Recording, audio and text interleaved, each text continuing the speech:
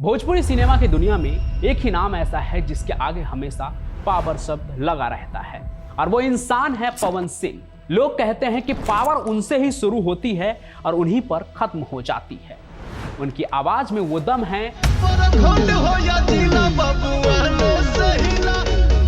उनके एक्शन में वो आग है कि थिएटर में बैठा हर ऑडियंस खुद को उनसे कनेक्ट कर लेता है। जब वो पर्दे पर आते हैं तो सब कुछ थम जाता है। हर महीने YouTube पर उनका कोई नया गाना ट्रेंड करने लगता है और अब तो वो बिहार के चुनावी मैदान में भी एक्टिव हैं। लेकिन राजनीति और फिल्मी पर्दे के पीछे की उनकी कहानी उतनी आसान नहीं है जितनी उनकी फिल्में लगती है, क्योंकि उनकी जिंदगी किसी फिल्म स्क्रिप्ट से कम नहीं है। ऊंच नीच, कामयाबी और सबसे बढ़कर ऐसे विवाद जो उनके पावर स्टार के टैग को अक्सर फीका कर देते हैं। अब मैं पवन सिंह की कहानी इसलिए नहीं सुना रहा हूं कि वो कोई बाहुबली या डॉन है। उनकी कहानी आज इसलिए ताकि सब ये समझ पाए कि कोई भले ही पावर स्टार क्यों ना बन जाए, लेकिन एक छोटी सी गलती किसी को भी पुलिस और अदालत के बीच में चक्कर कटवा सकता है। तो आइए उनकी इस पूरी कहानी को एकदम शुरू से और सिलसिलेवार तरीके से समझते हैं। Super Singh made in Bihar.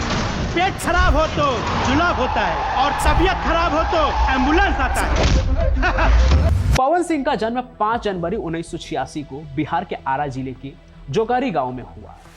उनकी परवरिश से एक साधारण परिवार में हुई। उनकी संगीत उनके खून में था। बचपन से ही उन्हें गाना गाने का शौक था। उनका सफर किसी संघर्ष की कहानी से कम नहीं है। 1997-98 के आसपास उन्होंने गायकी में कदम रखा।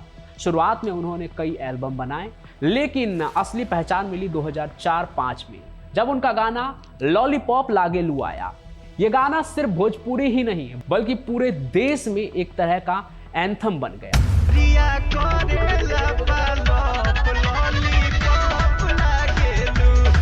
मजे की बात बताऊं तो पंजाब के लोग, यानी पंजाब का गाना काफी पॉपुलर होता है और पंजाब के लोग जब मुझे एक किसी वर्कशॉप में भिलाई में मिले तो वहाँ पर उन्होंने भी ये गाना गाया कि आपके बिहार का ये गाना हमें भी बहुत पसंद है, और बाकायदा जब हम बस से जा रहे थे तो वो ये गाना गा भी रहे थे। तो इस तरह से पॉपुलर है। आज की तारीख में वो जो थिएटर की वो लड़की थी वो आज पंजाब इंडस्ट्री की जानी मानी हीरोइन सावन रूपों वाली है। तो एक तरह से ये बताना इसलिए ज़रूरी था कि किस तरह से पवन सिंह का करियर एक गाने से बना। जब पवन सिंह रातों रात भोजपुरी संगीत के बेताज बादशाह बन गए, ये गाना उनकी सफलता की नींव साबित हुआ और इसने उन्हें वो पावर दी जो आगे जाकर उनके नाम का हिस्सा बन गई। अपनी गायकी की सफलता के बाद 2007 में उन्होंने फिल्म में कदम रखा।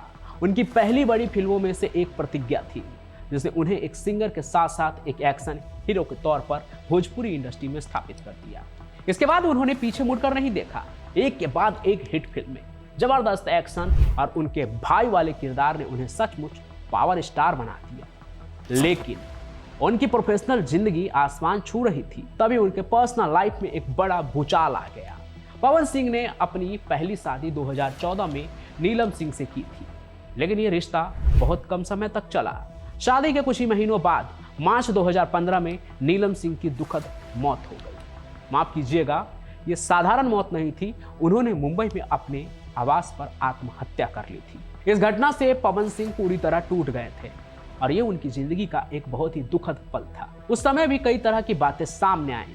पवन सिंह पर भी कई सवाल उठे, लेकिन पुलिस जांच के बाद इसे आत्महत्या केस मानकर बंद कर दिया गया। यह उनके जीवन का पहला बड़ा निजी आघात था जिसने उनके करियर को अनस्टेबल कर दिया। इसके बाद जैसे जैसे पवन सिंह की शोहरत बढ़ती गई, वैसे वैसे उनके को एक्ट्रेस के साथ उनके पर्सनल रिलेशन और उससे जुड़े कंट्रोवर्सी पब्लिक होने लगे।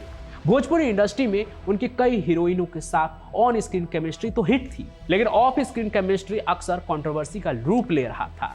इस विवाद से शायद पवन सिंह की जिंदगी का सबसे बड़ा और पब्लिक में चर्चा बटोरने वाला विवाद है, वो एक खास हीरोइन के साथ जुड़ा हुआ है, जिस पर आज तक पॉडकास्ट चलते हैं और एक ही सवाल होता है, गलती किसकी थी, पवन सिंह की या अक्षरा सिंह की?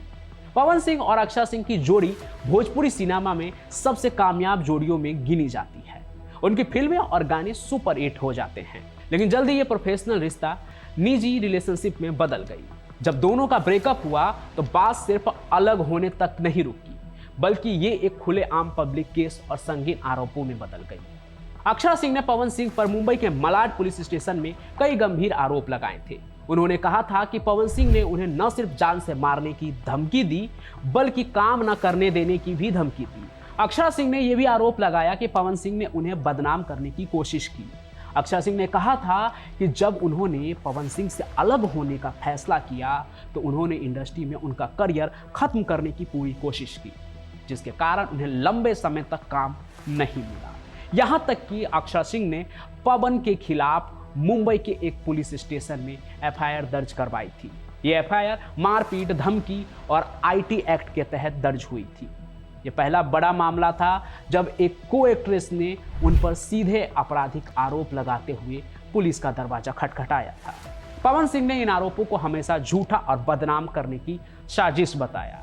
ये विवाद इतना बड़ा था कि इसने भोजपुरी इंडस्ट्री को दो खेमे में बांट दिया और इस पूरे मामले पर मीडिया और सोशल मीडिया में जबरदस्त चर्चा हुई और वो चर्चा आज भी कहीं ना कहीं जारी ही रहता है किसी न किसी पॉडकास्ट में, जब पवन सिंह और अक्षरा सिंह कहीं भी जाते हैं।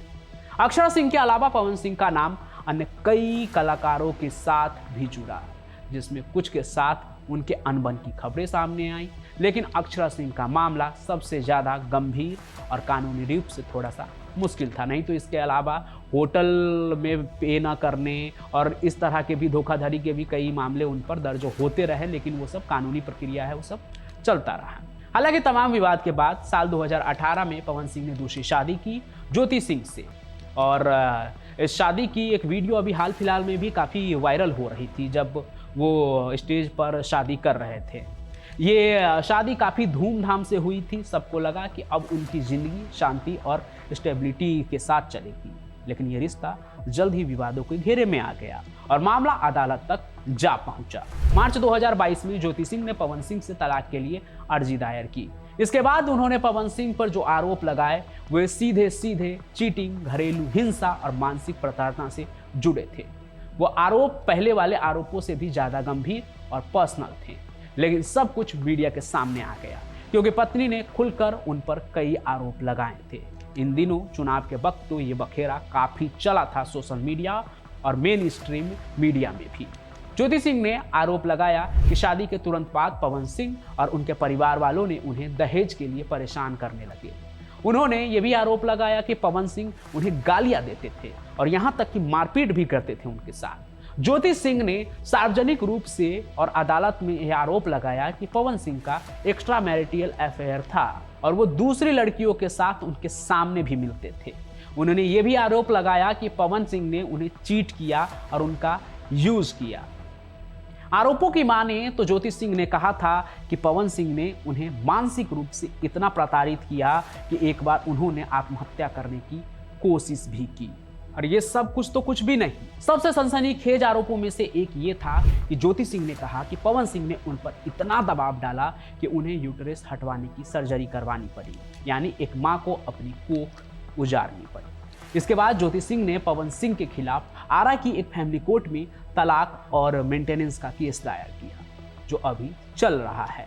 इसके अलावा उन्होंने पवन सिंह के खिलाफ डोमेस्टिक वायलेंस एक्ट के तहत भी केस दर्ज करवाया है। ये सारे आरोप पवन सिंह के पब्लिक लाइफ पर एक बड़ा दाग है।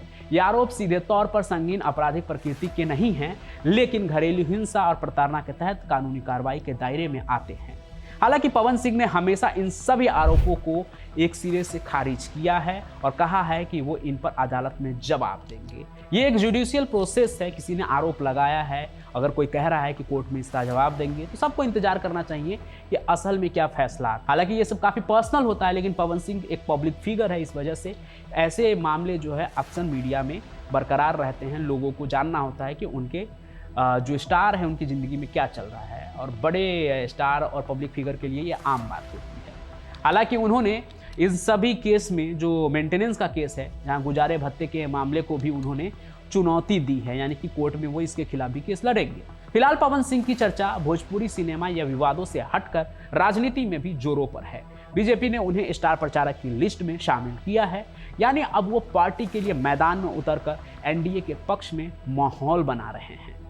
उधर महागठबंधन की तरफ से खेसारी लाल यादव अकेले भोजपुरी स्टार प्रचारक हैं जो छपरा सीट से आरजेडी के टिकट पर चुनाव लड़ रहे हैं।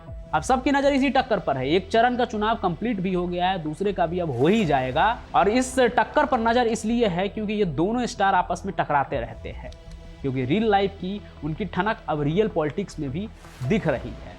पवन सिंह ने अपने प्रचार की शुरुआत कर दी और अब तो प्रचार खत्म भी होने वाला है, क्योंकि दोनों चरणों का चुनाव अब हो जाएगा और सबको इंतजार रहेगा नतीजों की।